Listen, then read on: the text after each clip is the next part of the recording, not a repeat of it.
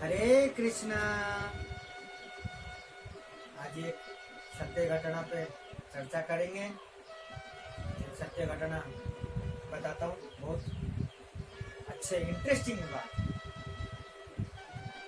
पद्म पुराण में लिखा हुआ है।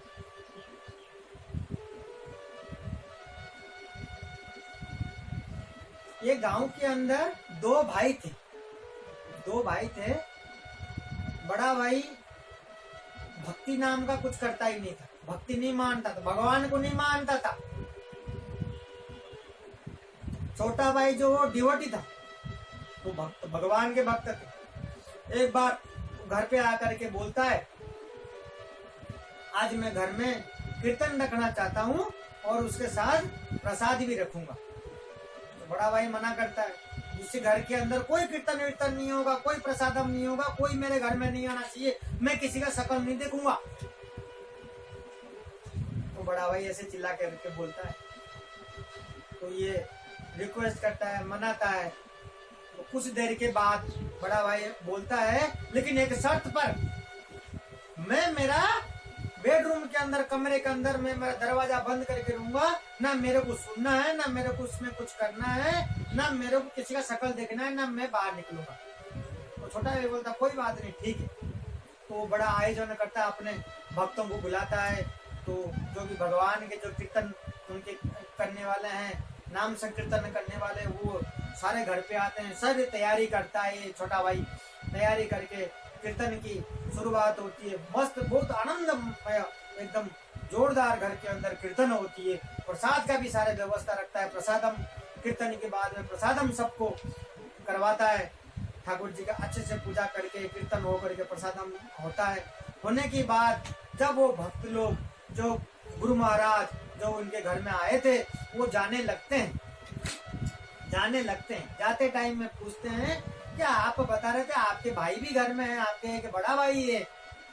बोले हाँ है। तो डर के मारे बोलता ही नहीं है, वो इशारा करता है कि कमरे में है, कमरा बंद है, वो कमरे में इशारा करते हैं। तो जाते टाइम बोलते, महाराज कि एक बार तो मिलाओ। बोले आप जाओ। तो जाकर के वो दरवाजा खटखटाता है, वो नहीं सुनता। दोबारा खटखटाते हैं महाराज, वो नहीं सुनता। 2-3 बार जोर जोर से खटखटाते हैं, फिर आवाज देता, कौन है? बोले एक बार खोलो तो सही। वो खोलता ही नहीं है। बहुत रिक्वेस्ट में उसने दरवाजा खोल के शक्ल दिखाया। बोले आपके घर में कीर्तन है और हम तो जाने वाले हैं, आप आए नहीं और मिले नहीं है। बोले नहीं, मेरे को सब पसंद नहीं, मेरे को नहीं कराना, मेरे को नहीं देखना। बोले चलो कोई बात नहीं, हरे कृष्ण तो बोल दो। बोले नहीं, मुझे नहीं बोलना है, ना मुझे कुछ करना ही नहीं। तो नाराज होकर एकदम बोले, महाराज तो महाराज है, तो बोले मैं आज इसको बुलवा के छोड़ूंगा। बोले हरे कृष्ण तो बोल दो, हम चले जाएंगे, इतना सा तो कर दो। बोले नहीं बोलेंगे। बोले महाराज ने दिमाग चलाए। बोले कैसे नहीं बोलोगे? बोले क्या नहीं बोलोगे? उनसे बातें उगालने के लिए ये बोलते महाराज। बोले क्या नहीं बोलोगे? बोले क्या नहीं बोलोगे? ताकि ऐसे बोलेंगे तो बोल देगा कि मैं हरे कृष्ण नहीं बोलूंगा। तो महाराज बोले क्या नहीं बोलोगे? वो भी ज्यादा चालाक है, क्योंकि ढीठ है, कट्टर है, इनके खिलाफ, भक्ति के खिलाफ कट्टर है। तो वो बोला नहीं, आप जो बोल रहे हो मैं वो नहीं बोलूंगा, आप जो बोल रहे हो मैं वो नहीं बोलूंगा। फिर भी वो नहीं बोला। तो उसका क्या किया महाराज? तो बोला बिना बोले छोड़ूंगा ही नहीं, ऐसा नहीं हुआ तो टेढ़ी करनी पड़ेगी। तो उसका हाथ पकड़ लिए, हाथ पकड़ के गर्दन को यूं मोड़ करके पीछे रख करके थोड़ा सा यूं घुमाने लगे। बोला अब हरे कृष्ण बोल दो, अब देख लो, आप हरे कृष्ण बोल दो। बोला लग रहा छोड़ो। बोले नहीं, अब हरे कृष्ण बोल दो, हम छोड़ देंगे। एकदम मोड़ते एकदम टाइट कर दे। जब जोर से लगी तो बोला अब हरे कृष्ण बोल दो, मैं छोड़ दूंगा। ऐसे करते करते बोला चलो हरे कृष्ण। जब वो लगी तो उसने हाथ मोड़ने के बाद महाराज ने तो लास्ट मोमेंट में बोला कि हरे कृष्ण। और बोले ठीक है, अब आपने हरे कृष्ण बोल दिया, अब हम जा सकते। तो ऐसे करके वो महाराज उस दिन कीर्तन करके निकल के जाते हैं। और कुछ दिनों के बाद वो क्या होता है, तो वो कहीं रास्ते में कहीं जा रहा था, तो उसके एक्सीडेंट हो जाता है। बड़ा भाई का एक्सीडेंट होती है और लास्ट मोमेंट हो जाता है। एक्सीडेंट होने के बाद बचने की स्थिति नहीं है, तो लास्ट मोमेंट हो जाता है। तो ये तो जीवन भर में पाप किया, धर्म का काम कुछ किया ही नहीं, जीवन भर में पाप ही किया उसने, धर्म का नाम का कुछ नहीं किया।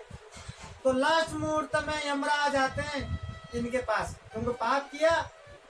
यमराज आते हैं लेने के लिए, यमराज के दूत आते हैं लेने के लिए।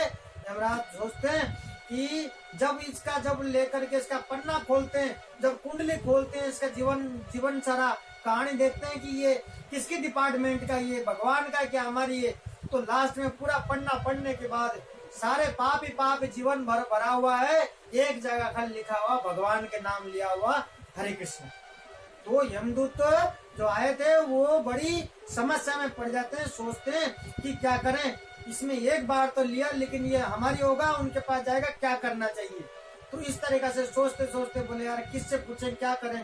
बोले ये तो सृष्टि करता है, जितना डिपार्टमेंट का जो विधि विधान सब बनाए हुआ ना, नियम रेगुलेशन, जैसे हमारी मतलब जो सरकार ने बना रखा कि भाई यहाँ रहना है तो आपको ये करना पड़ेगा, अपन उसको फॉलो करते नियम, उसी तरीका से जीवन का जो है वो डिपार्टमेंट का जो लिखा हुआ है, जो डिजाइनर है, जो अपना नियम लिखे हुए वो ब्रह्मा जी हैं।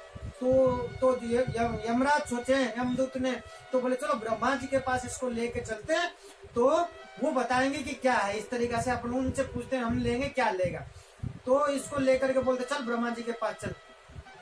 तो ये सोचता है कि नहीं मैं तो अब यहाँ तक आ गया, ये तो वैसे ही पापी है, नहीं मैं तो नहीं जाऊंगा इतने दूर ब्रह्मा जी के पास, चल के मैं नहीं जा पाऊंगा, मेरे को लेके जाना है तो आप मुझे कैसे भी करके उठा के ले जाओ, मैं तो पैदल नहीं जा रहा। ऐसे बोलते हैं हम तो समस्या पड़ते, बोले क्या हरकत है, लेकिन अपने को तो पता ही नहीं क्या करना चाहिए, तो पूछना तो पड़ेगा कि ब्रह्मा जी के पास लेके जाना ही पड़ेगा।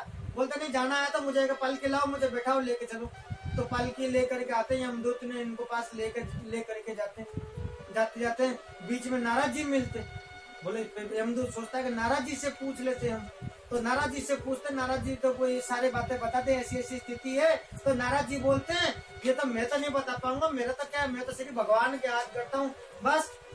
तो यमदूत सोचे बस आप नारायण नारायण जपते तो हमेशा नारद जी से पूछ लेते, नारायण जी को मालूम होगा, नारद जी भी हाथ खड़े कर देते, बोले मुझे मालूम नहीं है, आप तो ब्रह्मा जी के पास ले चलो। तो यमदूत सोचे, नारद जी सोचते हैं कि ब्रह्मा जी के पास चलते हैं, ये समस्या मेरे को भी है, इसका आंसर इसका जवाब मेरे पास भी नहीं है, मैं भी सुन लूंगा, चलो मैं भी चलता हूँ। तो यमदूत बोलते हैं एक कंधा तो आप दो, एक कंधा यमदूत की तरफ मैं देता हूँ और एक कंधा आप दो, ये तो वैसे ही जाने वाला नहीं, इसको तो लेकर जाना पड़ेगा, ये तो वैसे ही मतलब जिद कर रखा है।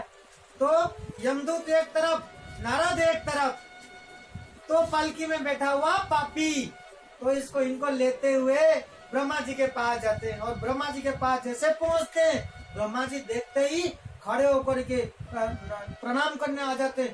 तो रोकते दूर से, नारद जी बोले नहीं, इनको करने की जरूरत नहीं है, ये तो वैसे ही पापी है, ये ऐसे ऐसे समस्या है, हम आपके पास आए। ब्रह्मा जी को सारे बात बताते नारद जी, और इधर ब्रह्मा जी देखते ही खड़े होके नमस्कार करने लगे, उनको रोका। तो वहाँ सारी बातें बताने के बाद ब्रह्मा जी भी हाथ खड़े करते, बोले ये काम करो, ये जो चीजें हैं मैं भी नहीं बता पाऊंगा, मैंने लिखा तो है लेकिन ये पॉइंट ये मुझे भी नहीं पता, मेरे को भी एडिटिंग करना पड़ेगा, मेरी ये जो नियम कानून के अंदर इस केस में क्या करना है। तो ये जिसका नाम ले रहा है, लिया हुआ है हरे कृष्ण, भगवान विष्णु का नाम लिया हुआ है, तो आप उन्हीं के पास क्यों नहीं लेके जाते, अपन उन्हीं के पास लेके चलते। ब्रह्मा जी बोले मैं भी चलता हूँ, यहाँ आंसर मुझे भी चाहिए, क्योंकि मैं तो मेरा खुद को नहीं मालूम है, ये तो गड़बड़ हो जाएगा, मैं भी मेरा नियम कानून में मैं भी सही कराऊं। तो ब्रह्मा जी भी चलते हैं, नारद जी भी चलते हैं। तो यमदूत तो बोलते हैं देखो इतना दूर मैं तो चल के कंधा मेरा दर्द हो गया, तो एक तरफ एक कंधा तो उसको बोलते हैं ब्रह्मा जी को, प्रभु एक कंधा तो आप दे दीजिए, एक कंधा नारद जी दे देंगे, और इस तरफ मैं दोनों यमराज बोले कि मैं इस तरफ नहीं हाथ में उठा के चलता हूँ।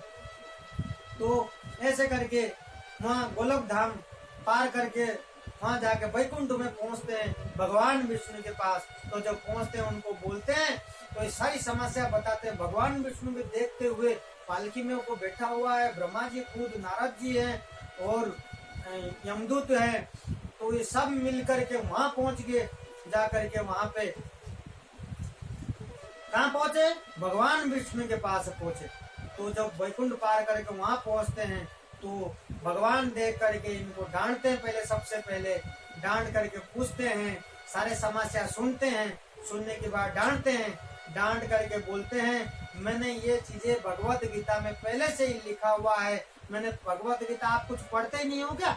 आप सारे डिपार्टमेंट के एक डिपार्टमेंट के हेड बन गए, कुछ पढ़ते ही नहीं हो, बिना पढ़े बिना समझे डिपार्टमेंट के हेड बन गए और मेरे पास लेकर आ गए आप। गीता में क्या कहा? गीता में मैं पहले बता दिया, जो वैकुंठ आ गया पार हो करके और वो नीचे जाएगा ही नहीं है, मनुष्य लोक में धरित्री पे वहां जाने का नहीं है। जो वैकुंठ में आ गया वो वैकुंठ में ही रहेगा। ये गीता में लिखा हुआ है, जो एक बार चला गया वो वहीं रहेगा। और ये जन्म मरण, ये जो चक्रव्यूह, ये माया जाल, उसके लिए सब कुछ खत्म है।